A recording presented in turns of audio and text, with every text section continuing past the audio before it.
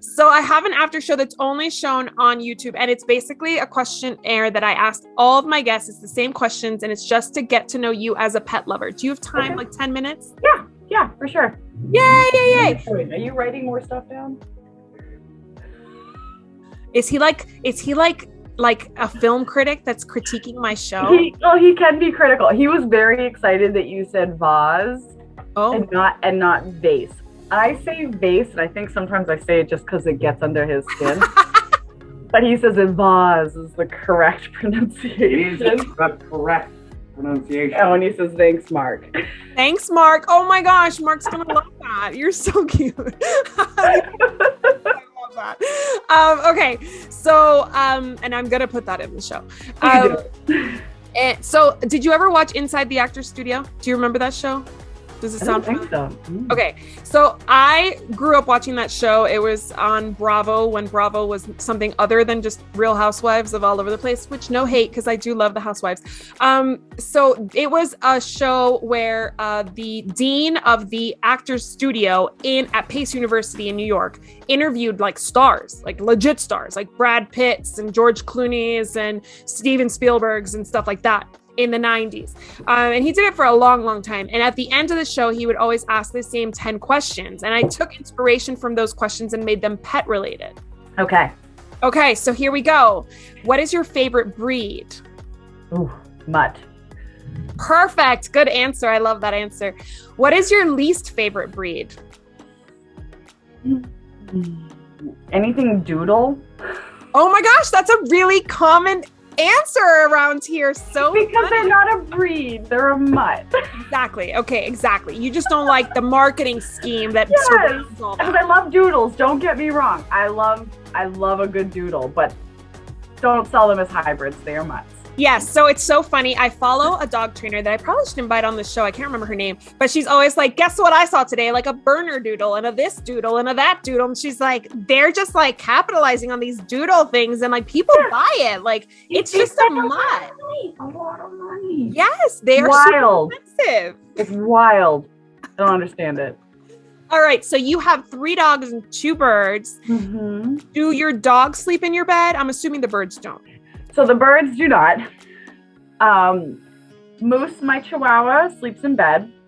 He's little and we can't break the habit. Bone used to sleep in bed, but he has a hard time jumping up now because he's gotten a little bit older. So he just sleeps on my side, and then Lockjaw sleeps on Tyrus's side, like on their respective beds on the floor. Okay, perfect. Where do the birds sleep? And how do the birds get along with the dogs? So they sleep in their cage, and their cage gets covered. Their cage is open all day. So I just need to make this known to the world. I used to work for a holistic pet store, and I was in charge of the avian department. So I used to hand raise baby birds. So I ended up with a lot of birds throughout my life. Now that I am no longer in that industry, I don't know that I'll ever own another caged bird again. Not because I think that they're abused. My birds are very well treated, but they're so loud and they're so messy. And you know what? They should be out there flying. They shouldn't be hanging out in my house. So, that being said, I love Willow and Luther very much. They sleep in their cage. And they're happy and safe in there. They're happy and they're safe and they get free reign. I mean, I come home, they chew stuff all over the house, but it's better than keeping them locked up all day. Okay, so how do the dogs and the birds just hang out while you're out? So Bone and Moose have been with the birds their whole lives. They're not even fazed by them. They actually will just go under the bird cage for like stuff that they drop, like fruit and stuff. Lockjaw, however, has developed, because she came into the bird life later on, and she was like 6 or 7 when she met the birds. She's developed a really weird relationship with my little lovebird named Willow. Willow will actually climb down the cage and they interact. She puts her nose up to the beak and they're it's very strange. And she'll go and she'll just stare into the cage. And Willow's always at the bottom of the cage shredding stuff, and he'll come over. It's a very weird relationship. I think that they love each other. What is Lockjaw's breed? Remind me. She's a boxer border collie. Boxer border collie. Wow. And she's like gentle with the bird. It sounds She's like very, very gentle. I don't think that she has ever hurt an animal. I know that she came across a baby bunny once, but I think the baby bunny got scared to death because she didn't do anything to it. It just dropped dead. I have one like that, Titan. I found him playing with like a chipmunk, and it was like, I don't even know if the chipmunk was dead or like playing dead. Oh, this bunny was definitely alive, but then like it was like nudging it. Yeah.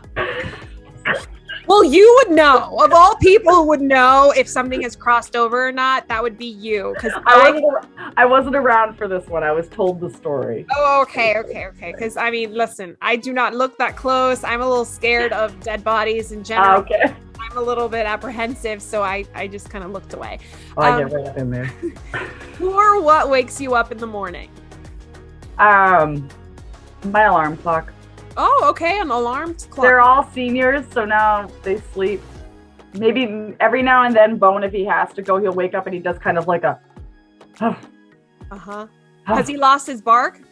No, he definitely still barks. He just knows not to wake me up. So if he needs to go, but now, I mean, I usually am up at like 6:30, so they don't really have to wait that long. But if there's a night where maybe I've had a beverage or two, and I sleep until 9, usually he'll sit there and he gets like on the floor right at my face and he does a. That's so awesome. Well, I have a 14-year-old Titan who has lost his bark, but in the morning when he needs to go potty, he finds that bark. Like he like finds it. And we're upstairs like getting the kids out of bed and we hear that one bark. He only has the energy for one, but we're like, he needs to go out now. Like right now. That. You do a lot of training with your dogs? So I did a lot of training with Bone when he was a puppy. Bone was actually a pretty challenging puppy. He's way chill in his senior years, his golden years. He's definitely given me a lot to consider moving forward with actual training. And then Tyrus, when he got Lockjaw, he actually brought Lockjaw to official training. And she is a very well-behaved dog. She has her bratty tendencies. And Bones actually, I think I did pretty good because Bones really good too. Moose knows how to sit. And I'm happy a Chihuahua knows how to sit. And he knows how to dance pretty. And he knows to come. So that's it. That's all I love it. Okay, so the question that I need to ask, and I want to hear both from you and Tyrus, what is your most used training command or cue? The one that you use most often since both of you have trained your dogs? Sit and stay. Yeah, she wants to know. What's your sit? He says sit. I say sit and stay. Sit and stay and sit. Okay, very good.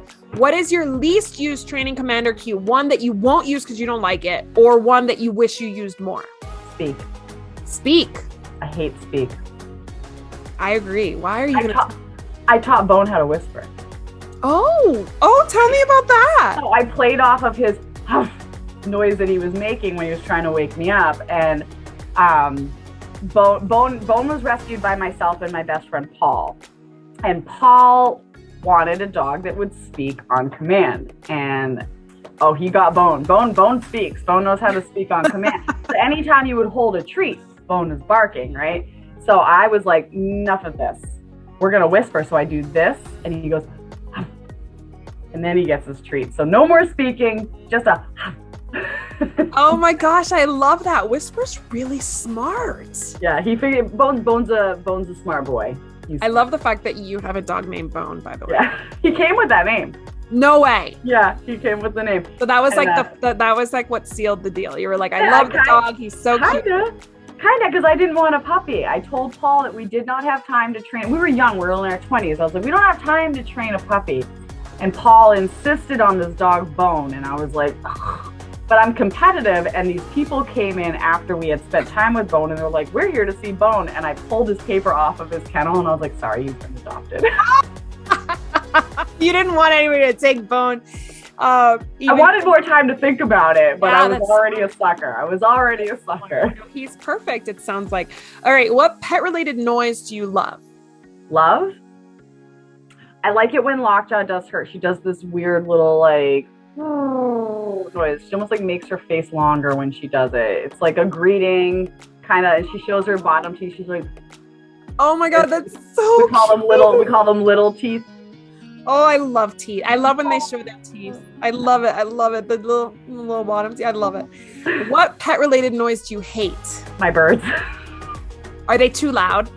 What? They're both lovebirds, or one of them? No, one's a Quaker parrot. Luther's a Quaker parrot, and Luther has found this weird shrill noise that she does. She used to talk all the time, but she's gotten as we've moved a few times, it's almost like she loses like a phrase every time.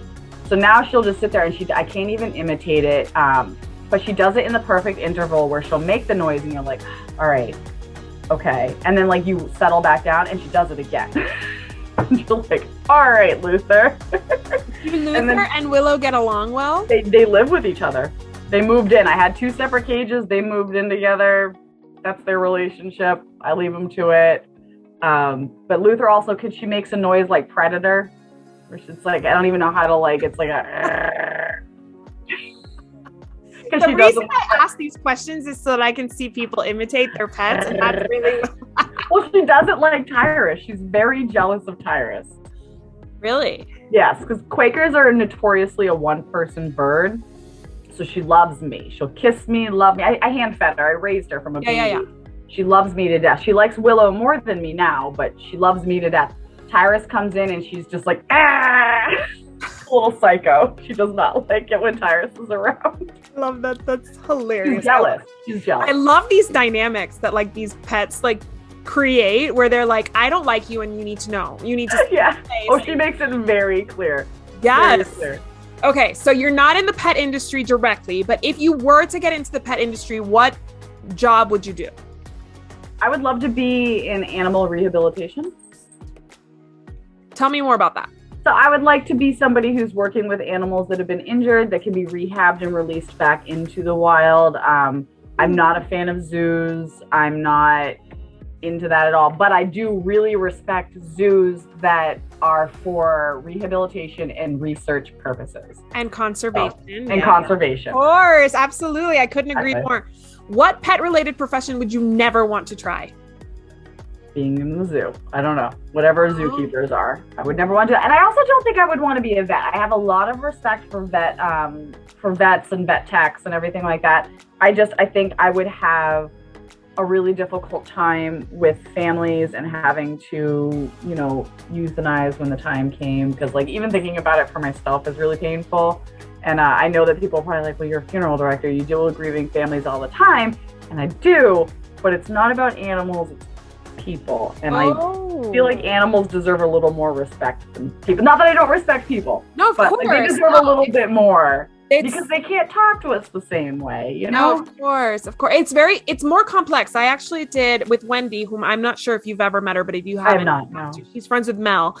Mm-hmm. And I did a show about pet loss grief. Mm-hmm. And she talked about how complex it is to say goodbye to our pets because of euthanasia, because of the relationships we have. It's way more complex, really, than it is like to say goodbye to a human. I agree, because they don't know what we're saying. And every time I get like choked up when I think about it, because like we had a scare when Moose first got diagnosed with heart disease in February.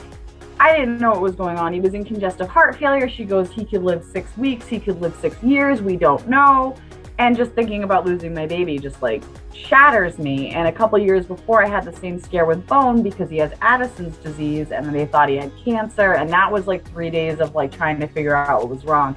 And all I wanted to do was be able to talk to them in a way that they could understand, where I can say, I am doing everything in my power to make sure you're safe. And I'm not leaving you here because I hate you or I'm mad at you. Right. I'm leaving you here so you can get proper diagnosis. Because like Bone, I don't think ever forgave me for leaving him for 3 days at the emergency vet. Because anytime we go to the vet now, his knees just shake and he climbs on me. And he's a big boy. He's like 50 pounds. Oh no, that sucks. It's true. It's like, it's almost like, because I have very young children, and I have that whole like postpartum anxiety, and like that anxiety you get with like worrying about your loved one. I don't feel like I worry about my loved ones who are adults as much as I worry about my children and my dogs. Yeah. It's just like a different relationship. Like it's my job to take care of them, to nurture them. Like it's totally different than like my sister or my mom, as much as I would be destroyed the day that they make their way to heaven or wherever they're going. It's very different. It's just different. It's like, first of all, I'm not going to make the decision to see them go, which is very complex all in itself. Because like most places, it's illegal for you to make that decision, right? Yeah. And then it's different because it's not my job to keep them safe. Like at that point, it's almost like completely out of my control. But with dogs and cats and birds and reptiles, like it is in our control a lot of the time. And that's a hard place to be. Yeah. I can't. I sat with one of my very best friends when he had to make the tough choice of putting his dog Zeus to sleep, and he called me and he's like, "You're the only person I want to sit with me through this." And I love Zuzu. I love that Zuzu baby so much, but he had it was around the time Bone got diagnosed with Addison, so we were wondering if he had Addison's, but it turned out he didn't. But he was in kidney failure, and he was only 7, and we had to sit there, and I just kept saying over and over again, I was like, Zuzu, we don't want to do this, but we're doing it for you. And I think more than anything in the world, trying to like let your pet know that this is for them and not for you is probably one of the hardest, because how are you supposed to know that they know? And it's a bad feeling. It really is. It's the guilt of like, did I do the right thing? Was it the right? Or like, do they know? Did they feel safe? Did they feel comforted? Like the people who will bring their pet to the vet, and again, this is your own personal choice, but not stay with them in the room. I'm like, oh, could you imagine? No. If anybody, please stay with your pet, or at least hire, like, if you had a pet sitter, ask them to do it. Like somebody, a friend, so they're not just with a stranger. Yes. But again, I don't want to make anybody feel bad. If that's the decision they have to make for their own mental well-being, I completely respect and understand that. But like, get somebody in there, man. For sure. So you know what? I had the privilege to say goodbye to my Socks, who is a hound shepherd mix, last June. So right when the pandemic hit, she got really sick, and my vet made it possible, even though veterinarians were being like very strict about who they saw and who didn't. They came to my house and they put her down in my backyard under our big, beautiful tree. And the whole thing was beautiful, except the second she saw the vet, she like rallied and she got up, and she was like not eating. She was not walking. I couldn't take her for her last walk. Got her burgers. She didn't eat them. But the second she saw the vet, I think she thought they were going to cut her nails. And she was like, I am not in a position where you're going to cut my nails. Please, I don't feel well. So she started getting up and like walking away. And I was like, oh my God, did I like, should I wait? Like, and the vet was like, you shouldn't wait. She's suffering. Yeah. She has water in her abdomen, and she might have like a huge mass in her spleen. Like, it's only going down from here. You should not wait. But part of me was like, that's a tough call. Like, maybe this is not the right time. And, I went with it, even though, because I didn't want to make a rush decision. It was a very calculated decision. It was a very heartfelt decision. And I didn't want to change it based on just her rallying because she saw the vet and thought they were going to cut her nails or whatever it is that she thought. But it was a really hard moment to be like, what is she trying to tell me something? Yeah, no, that's a tough one. We actually had a friend recently who, her dachshund, I think Bella was probably like 15 or 16, and she was failing.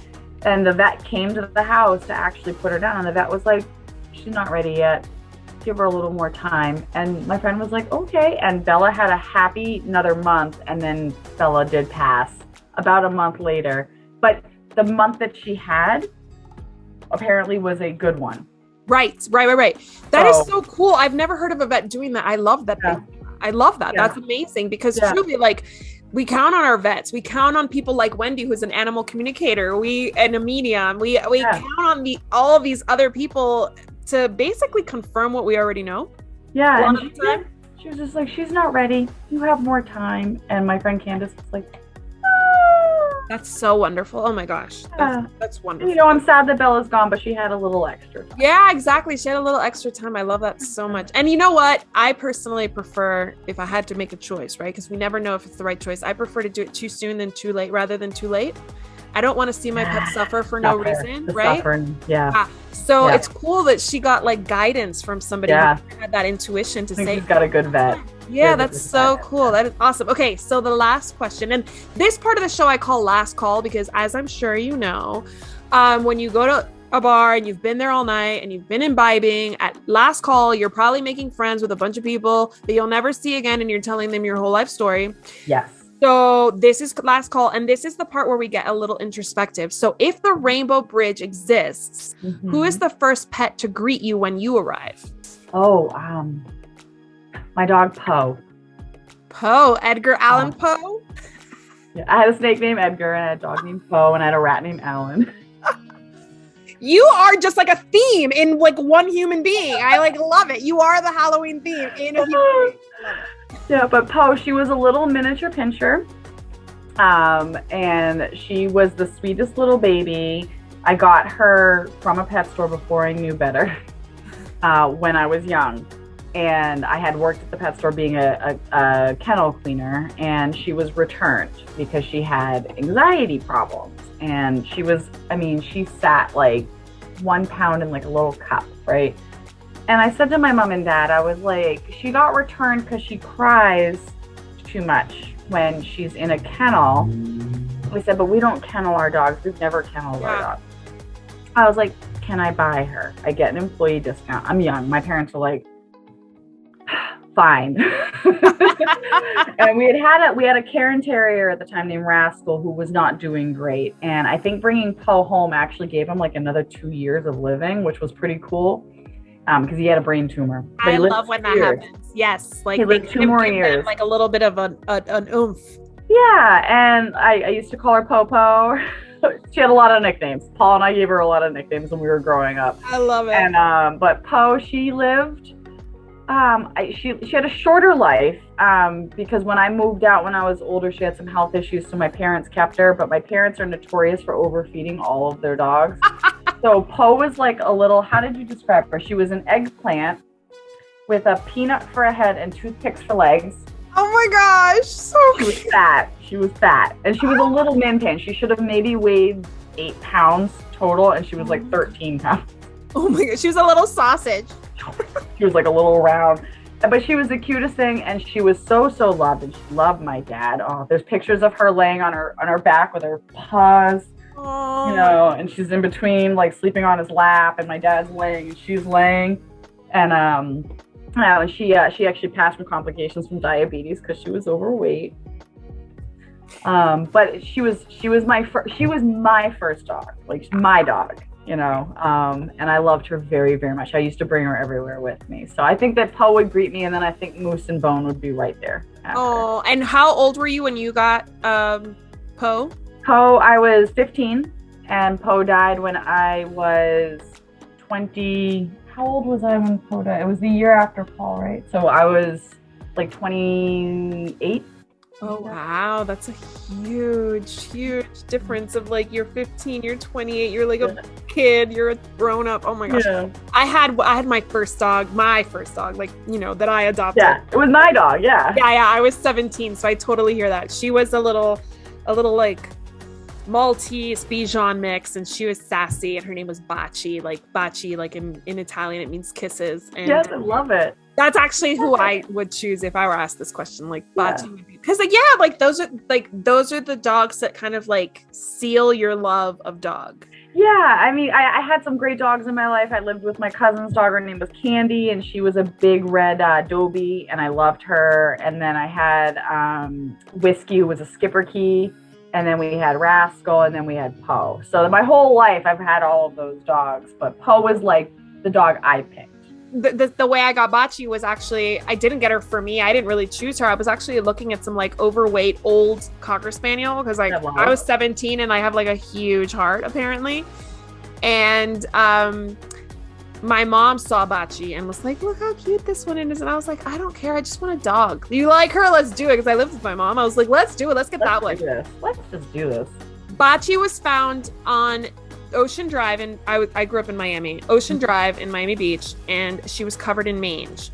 And I named her Bocce. But all of my sister's friends thought her name was Patchy. Because she had like no fur. She was Patchy? Yeah. So we get back to the adoption place after, because like for some reason they had the adoption event at Bloomingdale's, which, I mean, I don't think Bloomingdale's exists anymore, but it was at the Falls in South Miami, or like in the Falls area in Miami. And they had like a Bloomingdale's where like apparently they had adoption events, and we found her there, and we went back to the adoption place to sign the paperwork, and this gay couple was there, and they were like adopting a dog, but they had a purebred. I guess they didn't know either. And they had like this tiny little chocolate thing. I don't know what it was. I can't remember. And his name was Hershey Cocoa Puff. That was the dog's name. And I was telling them, because they had to transport Bocce back to the place on their van. And I was telling them, I'm 17, I'm so excited about this dog.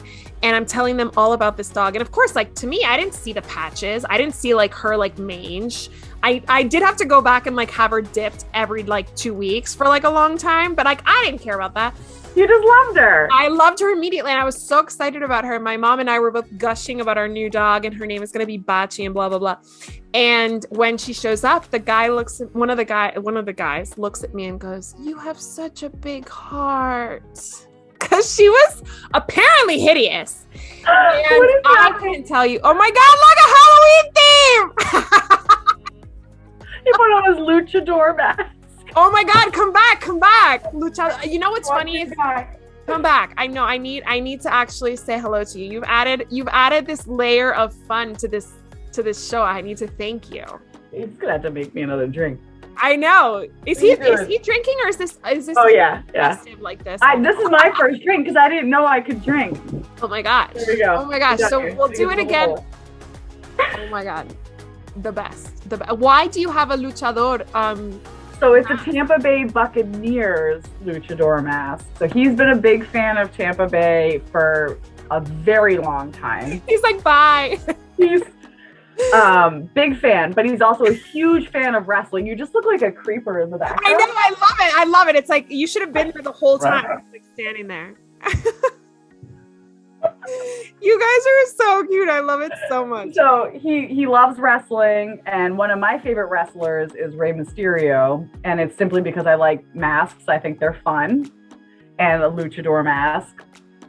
And he loves Tampa Bay Buccaneers, and when they came out with one, he's like, I have to buy it. Of course. Clearly. So that's why we have a luchador Tampa Bay Buccaneers mask. I love it. Okay, so you guys have to keep drinking, keep living it up. Go watch your We're gonna watch Highlander now. Oh my gosh. Okay, well, thank you so much. I love talking to you. We definitely need to do this again. I want to get definitely ghost stories or something. Oh, cool to meet you. We can talk about how I believe ghosts are real.